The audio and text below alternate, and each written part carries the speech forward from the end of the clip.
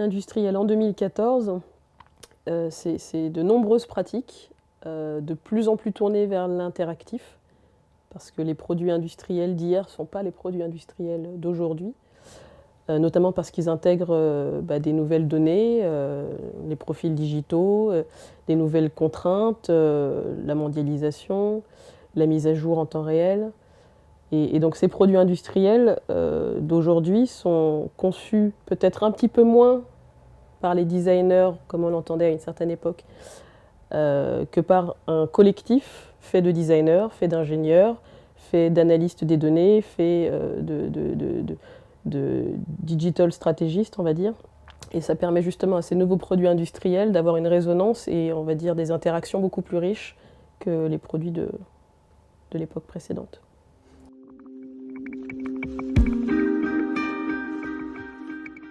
Le design est placé haut dans l'entreprise lorsqu'il a un impact très fort pour les consommateurs. C'est le cas dans l'automobile, le domaine dans lequel j'interviens en ce moment.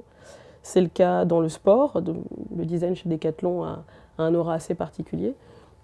C'est le cas aussi dans le consumer electronics, parce que le design commence à être de plus en plus une marque de distinction, de différenciation. Apple est forcément la compagnie à laquelle on pense quand on pense design d'objets électroniques, mais ils ne sont pas les seuls. Il y a de plus en plus de startups françaises qui misent aussi sur le design comme élément de différenciation de ces nouveaux objets connectés.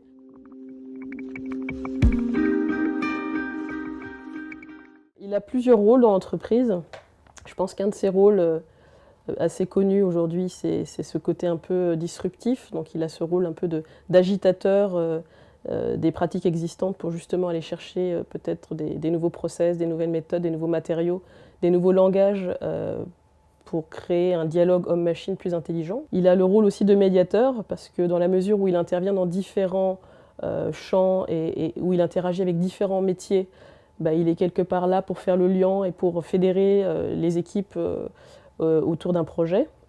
Et il intervient aussi bien sûr dans la formalisation parce qu'il a ce talent et ces compétences qu'ont pas forcément ses autres partenaires dans l'entreprise, d'être capable de synthétiser de manière créative et collégiale une proposition pour un monde meilleur.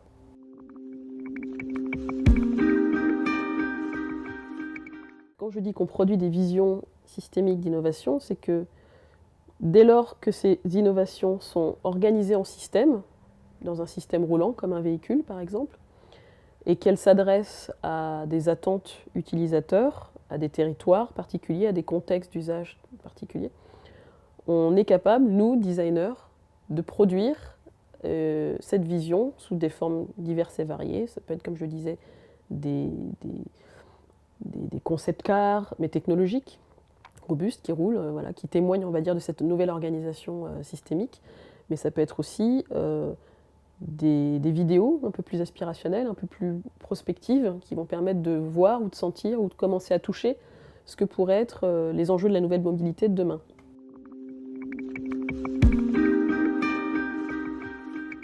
Je pense aux véhicules autonomes connectés, je pense à des nouvelles motorisations avec des énergies peut-être un peu plus vertes qu'aujourd'hui.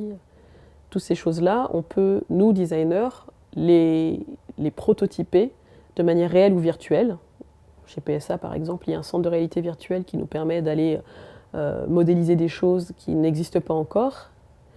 Et on peut également les produire sous forme de vision plus ou moins réaliste.